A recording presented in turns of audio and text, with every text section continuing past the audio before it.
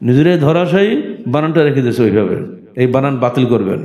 শাবল দিয়ে নিজ হাতে আল্লাহ ভেঙে একদম সমান করে দিলাম ওয়ালে। সিমেন্টের আল্লাহ না, ও আল্লাহ থাকে অলক্ষ্যে, আল্লাহকে কেউ দেখবে না, আল্লাহ কোনো মূর্তি না, ভাঙতে হবে এক্ষুনি ভেঙে ফেলতে হবে। রাফাদানি বেদাতি আছে, এসব দিয়ে কোশ্চেন করে কাজ হবে না। যাদের মধ্যে সংস্কারের চেতনা নাই, অচেতন লাশ দিয়ে কোশ্চেন করে সমাজ পরিবর্তন হবে না। আল্লাহ রসুল বলছেন 3 জন মানুষ জান্নাত পাবে না। যেখানে আহলে হাদিসের বাচ্চা যাবে মৃত্যুর আগ পর্যন্ত সব জায়গায় হক কথা বলবে। আহলে হাদিস আন্দোলন বাংলাদেশ, আসুন পবিত্র কুরআন ও সহিহ হাদিসের আলোকে জীবন গড়ি। ওই সময় কোরাইশদের মধ্যে একটা কৌলিন্য বোধ ছিল যে আমরাই কাবা গৃহের জিয়ারতকারী হাজী সাহেবদের পানি পান করাই, আমরা তাদেরকে রাস্তার নিরাপত্তা দেই, চোর ডাকাতের হাত থেকে তাদেরকে নিরাপদ রাখি, অতএব মসজিদের দায়িত্ব আমাদেরকেই দিতে হবে। এটা তাদের একটা দাবি ছিল। তো এটার উত্তরে আল্লাহ পাক বললেন, আজালতুম সাকাতিল হাজ ওয়া ইমারাতুল মসজিদ হারাম কামান আমানা বিল্লাহি ওয়াল ইয়াউমিল আখির। তোমরা কি মনে করো হাজী সাহেবদের পানি পান করানো এবং মসজিদের হারামের নির্মাণ করার মধ্যে মর্যাদা নিহিত রয়েছে?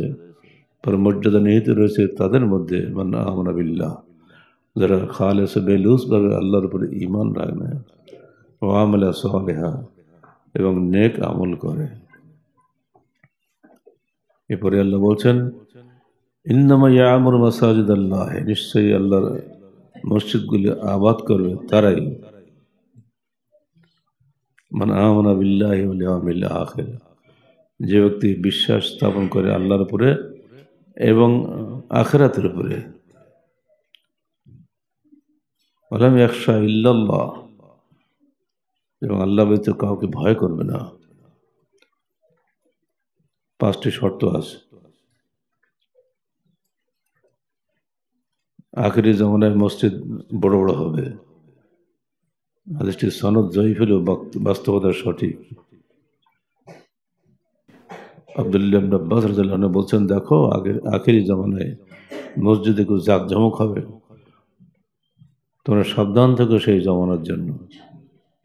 মাসাজিদুন আমিরাতুন ওয়া হিয়া খারাবুন আল হুদা, মসজিদ হবে জৌলুসপূর্ণ কিন্তু সেখানে আদর্শ থাকবে না।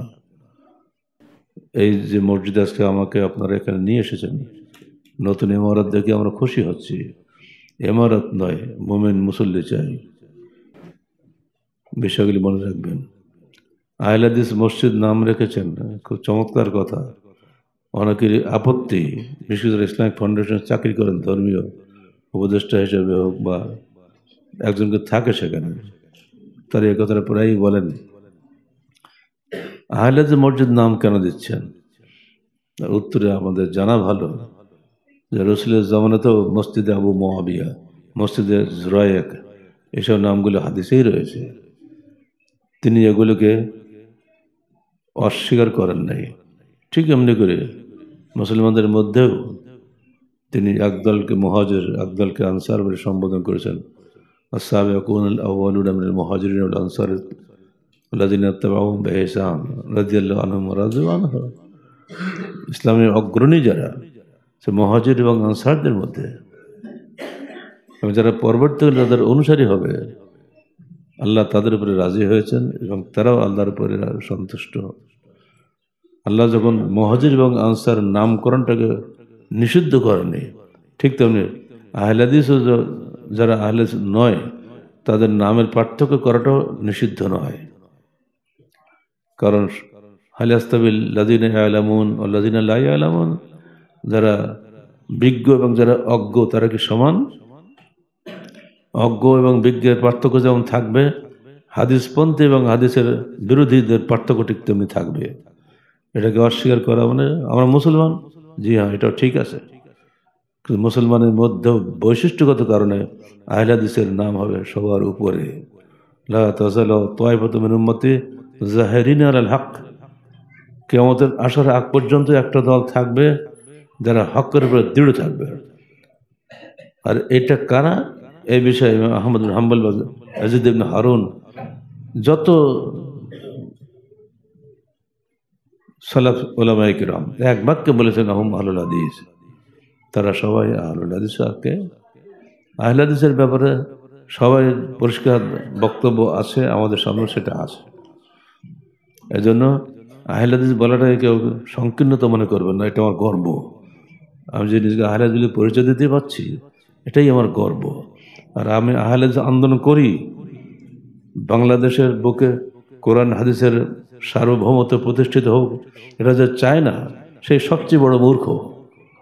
মুসলমানের নাম বলবো, কোরআন হাদিস চাই না, ফেঁকা চাই, কিসের মুসলমান ওটা? আর এই জন্য আমরা দ্ব্যর্থহীনভাবে বক্তব্য রাখি।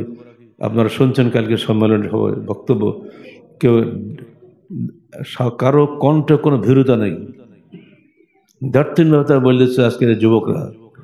একসময় আমিও যুবক ছিলাম, তখন সংগঠন হয়নি, কলেজে ছাত্র ছিলাম। আমাকে বলছে আজকে 21শে ফেব্রুয়ারি জুতা খোলেন। কেন খুলতে হবে? আজকে 21শে ফেব্রুয়ারি পবিত্র দিন, তুমি আজ সকালে পায়খানা করোনি? হ্যাঁ করেছি। কোথায় করেছো? আজকে তুমি পায়খানা করলি কেন? আজকে পবিত্র দিন, মাটি সব নাপাক হয়ে গেল তো। না না, তা তো হবে না, তা তো হবে না, কলেজের ময়দানটা নাপাক, যাও দেখ গোবর আছে, গরু এক গাদা গোবরের তাল আছে, ওর বাজে পা দিয়ে হাঁটো, তা তো হাঁটো না। একাই তৎকালীন সময়ের 72 সালের বাংলাদেশ আর আজকের বাংলাদেশ কি এক? তখন জয় জয় জয়, সব জায়গায় খালি জয়েরই কারবার। জয় বাংলা, জয় হঙ্গবঙ্গু, অবল তস কিসা অবল তস বলে। একবারে যে মুখ দিয়ে আল্লাহ আকবার ছাড়া কোনো শব্দ বের হয় না, সেই মুখ দিয়ে জয় বাংলা বের করে নিবি? এত সস্তা। এখন জয় হারিয়ে গেছে না সব।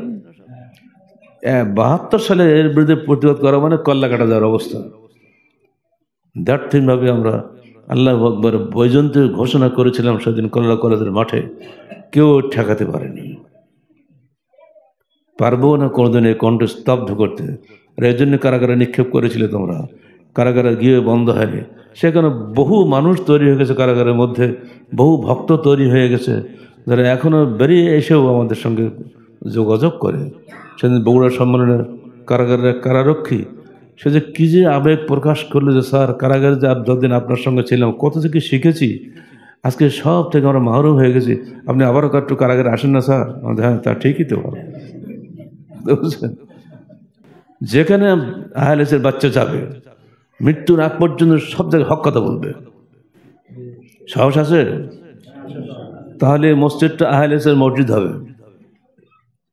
খেয়াল রাখবেন, আহলেসের সংস্কার বানানো পর্যন্ত আছে।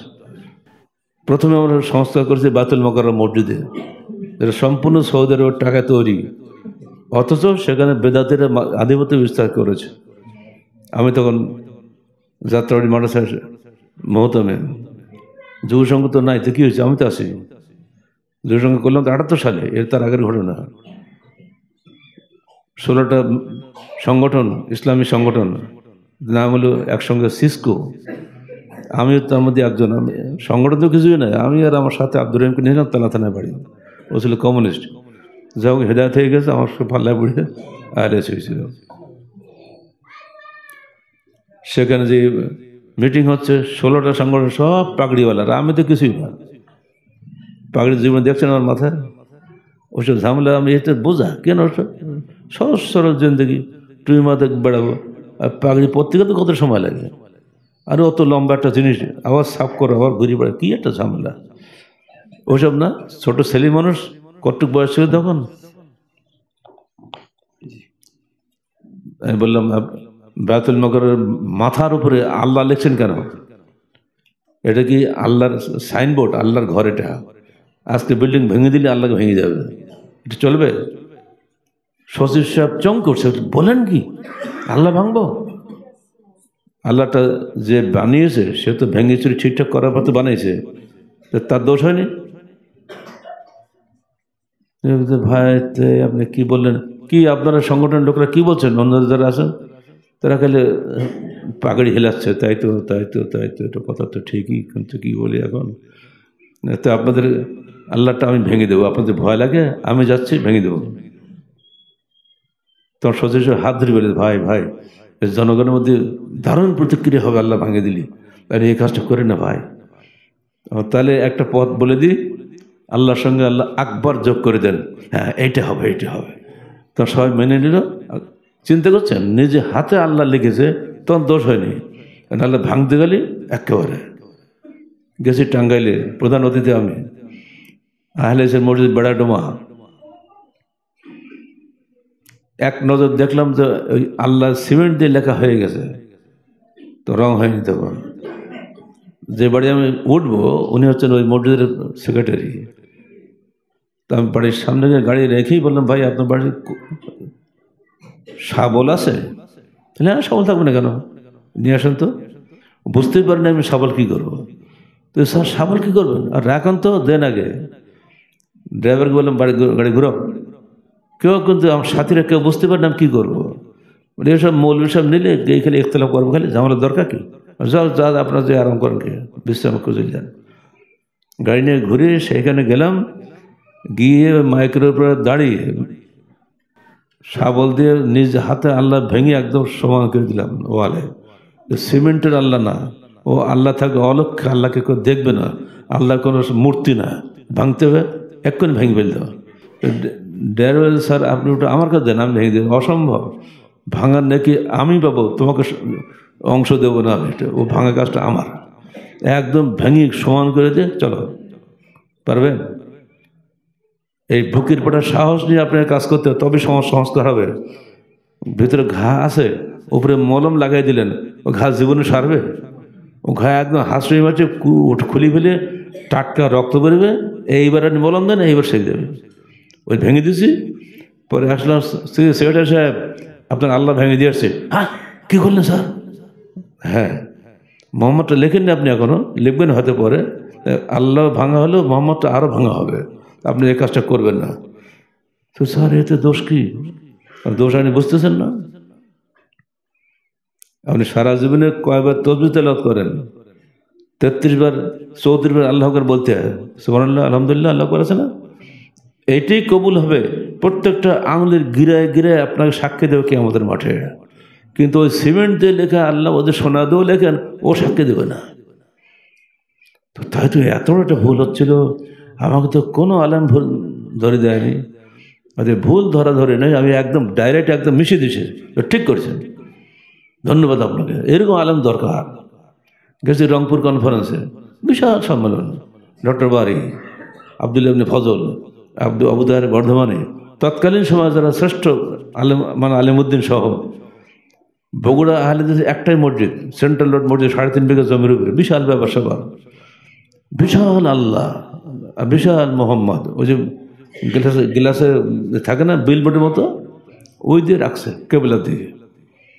আমি মসজিদে ঢুকেই, এটা আগে কখন যায়নি, ওই দৃশ্য দেখে কিসের রেস্ট দেয় মুয়াজ্জিন, নিয়ে আসো তো তোমার ঘড়ি পান তো উঁচুটা থাকে না, কি ওর নাম কি, মই ঘড়ি পাম্প দেওয়ার দিন ওঠে না, ও নিয়ে এসে ওটা।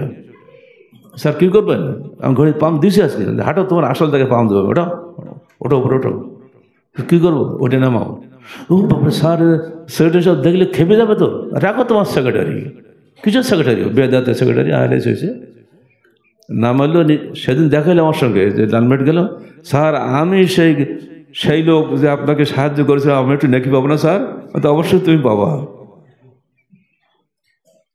পরে সেক্রেটারি জোহরের সময় ঢুকিয়ে দেখে, আরে নাই, এই কে ফেললো? মজা বলছে, স্যার আমি কি করবো স্যার, এই গালার সাহেব সব হারিয়ে ফেলছে। আমার নাম শুনে ও বোঝাতো যে খেপা লোকে দিবেন, হয়তো আমাকে উল্টো ধমকা লাগিয়ে দিবেন। কিচ্ছু বলেনি, চুপচাপ। এটা বেদাত চলে গেল। উনি হলেন মাওলানা আব্দুল্লাহ ফজল সাহেব বেহে সাহেব, তো ওনার একটা অহংকার খুব বেশি ছিল। তুমি কিসের বেহেতে, আমার কী দরকার? উনি তো নিজেই আছেন, ওখানে বসে আছে, কোনো কাজ আছে? পরে বাড়ির সাহেবকে নালিশ দিল, এরকম একটা কাজ উনি করলেন, তা আমাদের একটু বললেনও না, আমরা তো ভেঙে দিতে পারতাম। তো বাড়ির সাহেব খবরদার, গালের বিরুদ্ধে কথা বলি না, ওজা করে ঠিকই করে কথা বলছেন। কাজটা তো আমি করতে হবে, কাজ করার লোক নাই, উপদেশ দেওয়ার লোক বহুত আছে, কিন্তু কাজের লোক নাই। সমাজ সংস্কার করতে গেলে আপসহীন কিছু মেজাজের লোক লাগে, সেই আপোষহীন মেজাজের লোক যদি এখানে থাকে তাহলে আপনার এই মসজিদ করা সার্থক হবে। আগামী দিনে আমি দেখতে পাচ্ছি যুবকরা যদি নষ্ট হয়ে যায় এরাই আবার বেদাত চালু করবে। আহলে হাদিস নাম দেওয়াটা এটা আমাদের বৈশিষ্ট্যগত ঐতিহ্য, এটা আমাদের গর্ব, এটা আমাদের অধিকার। আমরা আহলে হাদিস, আমরা অবশ্যই আহলে হাদিস মসজিদ থাকবে, যেন অন্যদের ধোকায় পড়বেন না। প্রথম উপদেশ আমার এটা। 2 নম্বর, আহলে হাদিস বানান দন্তস্ব লিখবেন না। আহলে হাদিস দন্তস্ব দিয়ে লিখলে ওটা সিন হয়ে যায় বাংলায়, আরবিতে, আর অর্থ হলো ধরাশায়ী। আর সা দিয়ে লিখলে ওর অর্থ হয় বাণী, যারা আল্লাহ এবং তার রসুলের বাণীর অনুসারী।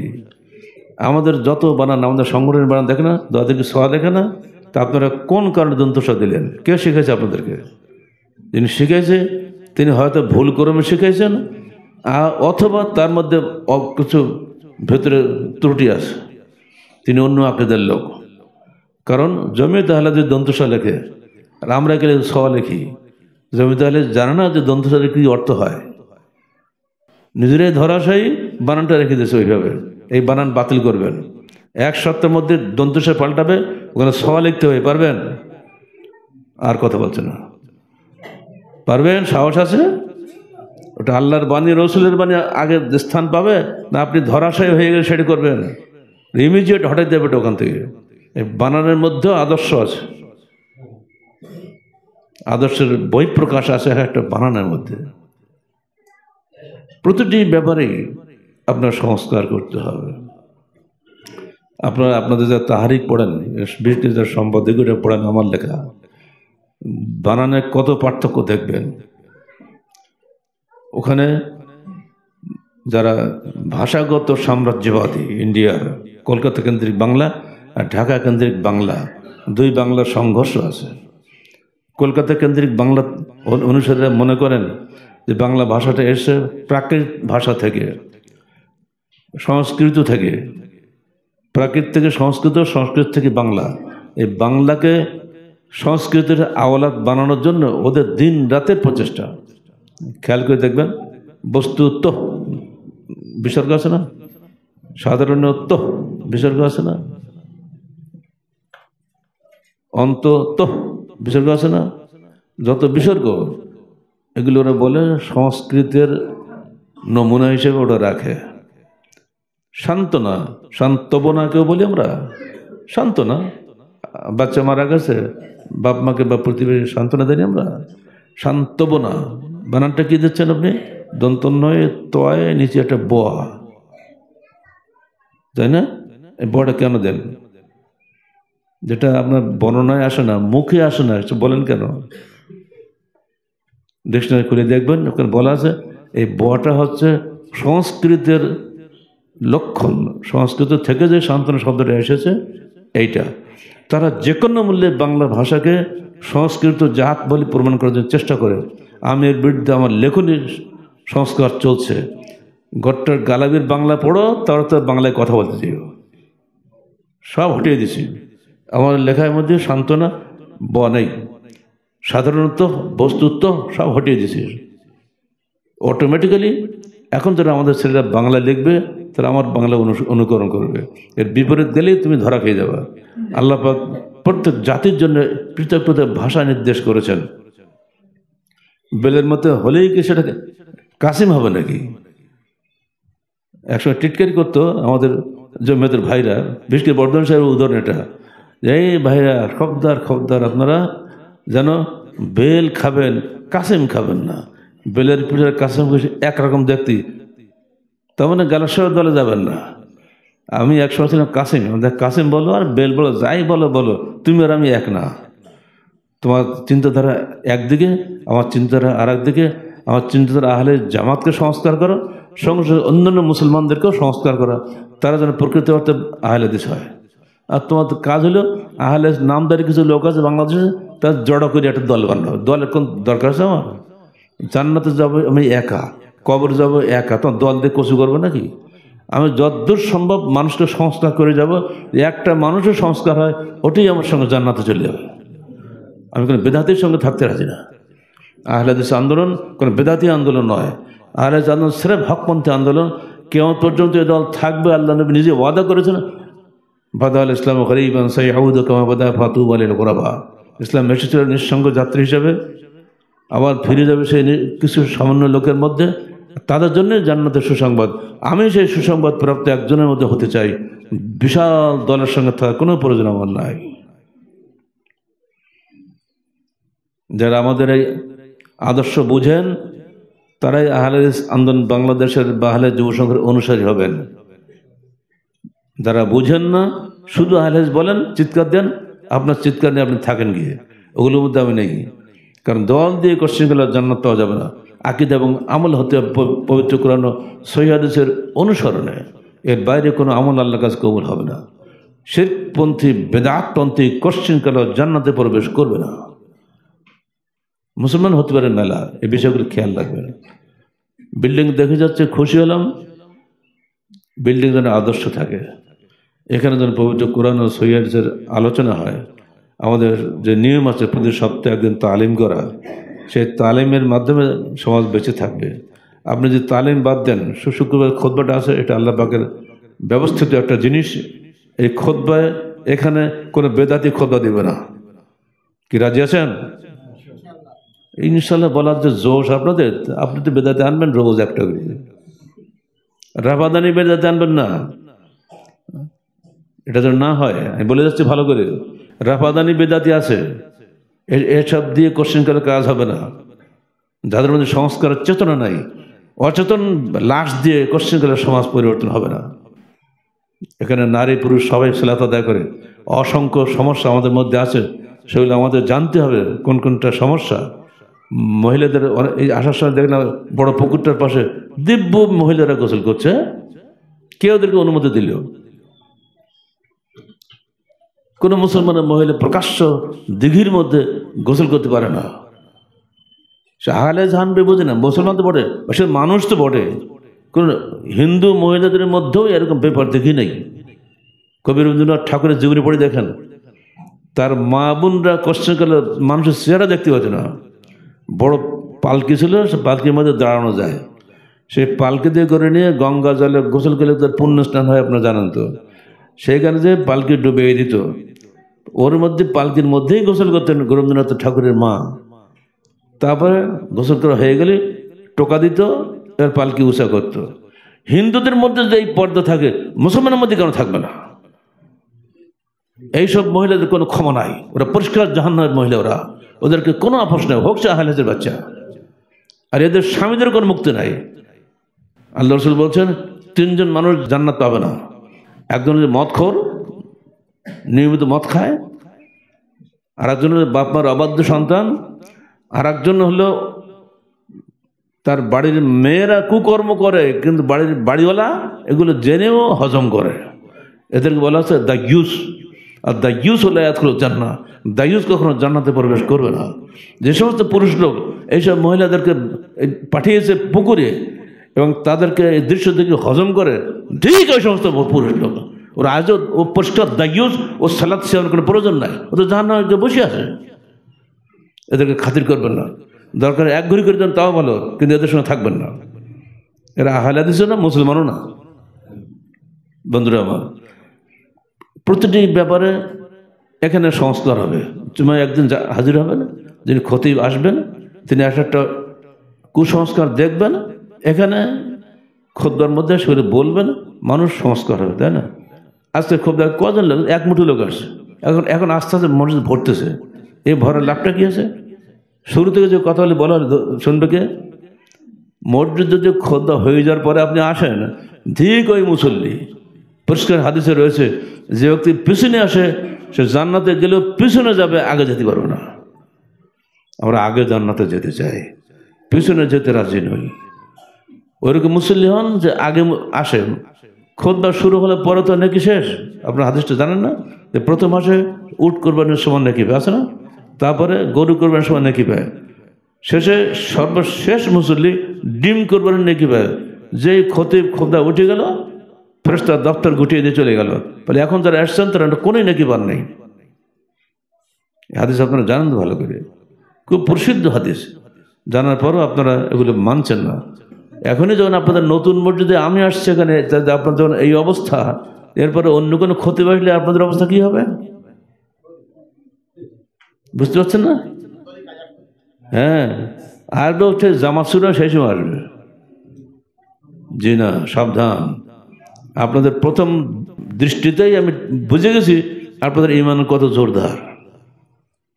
আমাদের মতো লোককে পাওয়ার জন্য মানুষকে বছর বছর অপেক্ষা করতে হয়, আর আপনার ঘরে আমি নিজে হেঁটে এলাম, আপনার খবরই নাই। আপনি কিসের মুসল্লি? হয়তো খাওয়ার সময় খুব গোশ মাছ খাওয়াবো, আমার গোশ মাছ খেয়েই থাকি, আপনার গোশ মাছ না খেলে চলে আমার। কিন্তু চেয়েছিলাম মুসল্লি দেখতে, কোথায় মুসল্লি? আজকাল ফেতনা যুগ, টুপি দাড়িওয়ালাদের মধ্যে ফেতনা সবচেয়ে বেশি। কালকেও বলে দিয়েছি, আজকেও বলছি, এখানে নিয়মিতভাবে একটা দল আসবে যারা আকাবের পূজারী মুসলমান, তারা এসে এখানে ভাইরা বসেন, বহুত ফায়দা হয়, জরুরি এলান হয়, উর্দু বলে, বাংলা বলতে চায় না।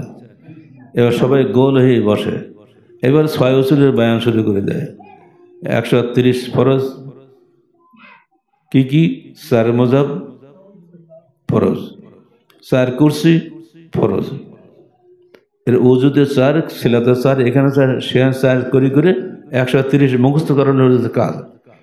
6 উসুল পূজারীরা এই মসজিদের না ঢোকে, মনে থাকবে তো?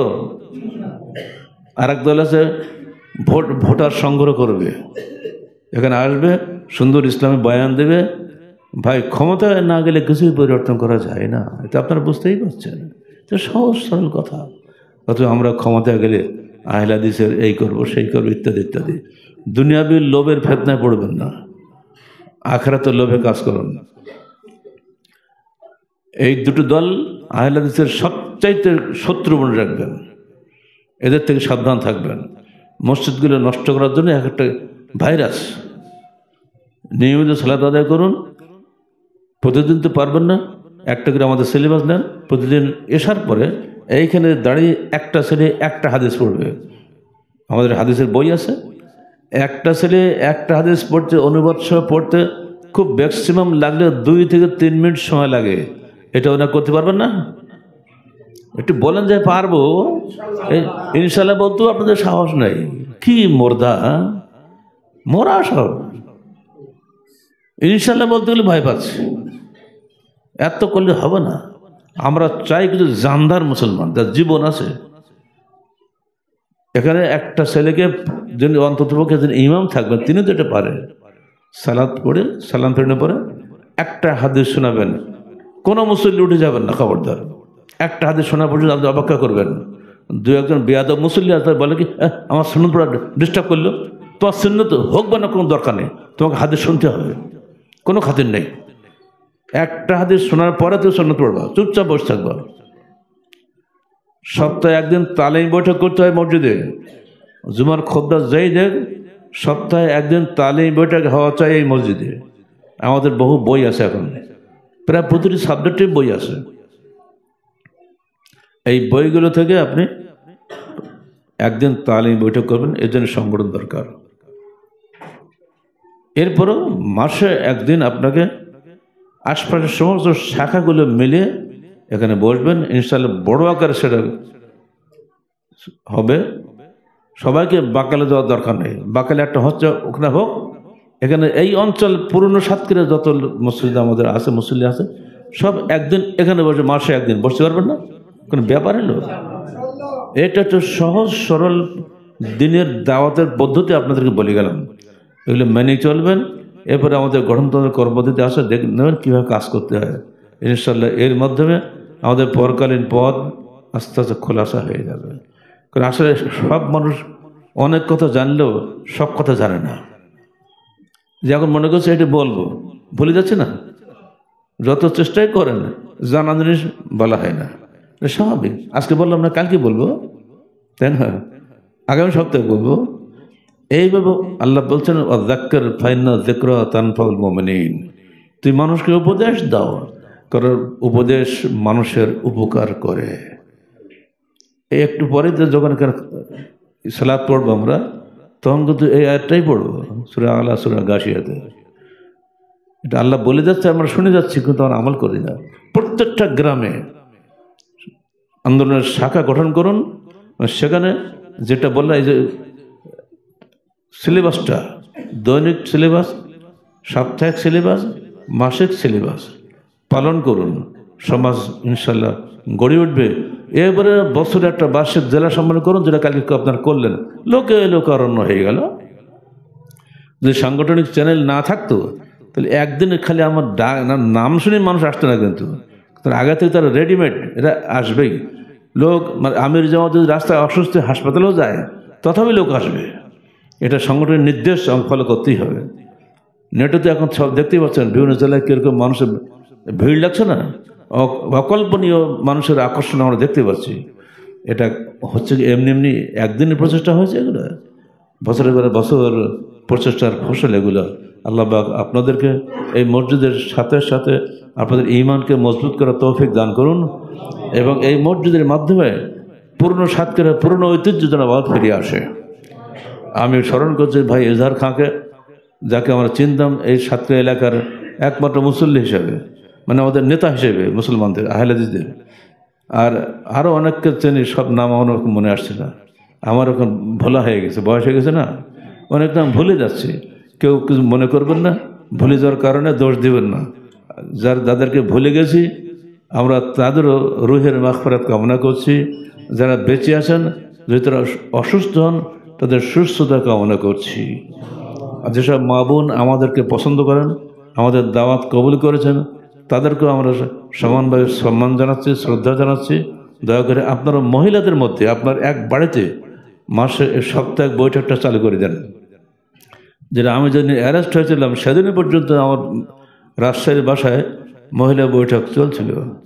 পরের সপ্তাহে আবার মহিলারা এসে বলছে, আপা আপনি যে স্যার যে কারাগারে গেলেন, আপনার তো কোনো প্রতিক্রিয়া দেখছি না। তো আমার বাসার থেকে জবাব দিয়েছিল কি জানেন? উনি এতদিন কারাগারের বাইরে দাওয়াত দিয়েছেন, এখন কারাগারের মধ্যে দাওয়াত দেবেন, তা আল্লাহ পাক তাকে সেখানে নিয়ে চলে গেছে। হলো জবাব। আপনি কি করতেন? কান্নাকাটি করে হইচই লাগিয়ে দিতেন। এরকম বাড়ি যদি আমার ঘর যদি তৈরি হয়ে যায়, প্রত্যেকটা ঘরে এক একটা দুর্গ হয়ে যাবে ইনশাআল্লাহ। মা বোন হবে সেই দুর্গের নায়িকা। আপনারা একটা ভালো ভদ্রলোকের পর্দাওয়ালা বাড়িতে বসবেন, আর পুরুষ লোকেরা মসজিদে বসবে। মসজিদটা আবাদ হবে, ওই বাড়িটা আবাদ হবে। আল্লাহ রসুল বলছেন, আল্লাহর কোনো বান্দা কোনো স্থানে এক জায়গায় বসে যে আল্লাহর কোরআন এবং হাদিসে আলোচনা করে, তো ওইখানে আল্লাহর পক্ষ থেকে সাকিনাহ নামক বিশেষ প্রশান্তি নাজিল হয়, এবং অসংখ্য ফেরেশতা স্থানটাকে রহমতের আলোকে ঘিরে রাখে। এই মসজিদটা যেন সাকিনা নামক বিশেষ ফেরেশতাদের একটা সুন্দর পরিবেশ তৈরি করার সুযোগ আল্লাহ পাক যেন করে দেন, এবং আপনাদের বাড়িগুলোকে তো ঠিক ওইভাবে যেন তৈরি হয়ে যায়। আল্লাহ পাক আমাদেরকে তার দিনের সত্যিকারের অনুসারী হওয়ার তৌফিক দান করুন। সর্বোপরি সমস্ত সমাজকে সংস্কার করে নতুন বাংলাদেশ গঠন করার জন্য স্বপ্ন দেখার শক্তি আমাদেরকে দান করেন। আল্লাহ পাক আমাদেরকে জান্নাতুল ফেরদাউসের অধিবাসী হওয়ার তৌফিক দান করুন এবং সেখানে কবুল করে নিন।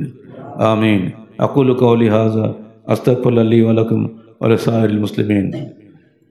আলহামদুলিল্লাহ আলহামদুলিল্লাহ নাহমাদুহু ওয়া নাস্তাঈনুহু ওয়া নাস্তাগফিরুহু ওয়া নু'মিনু বিহি ওয়া নাতাওয়াক্কালু আলাইহি ওয়া নাউযু বিল্লাহি মিন শুরুরি আনফুসিনা ওয়া মিন সাইয়্যাতি আ'মালিনা মান ইয়াহদিহিল্লাহু ফালা মুদিল্লা লাহু ওয়া মান ইউদ্লিল ফালা হাদিয়া লাহু ওয়া নাশহাদু আন লা ইলাহা ইল্লাল্লাহু ওয়াহদাহু লা শারীকা লাহু ওয়া নাশহাদু আন্না মুহাম্মাদান আবদুহু ওয়া রাসূলুহু।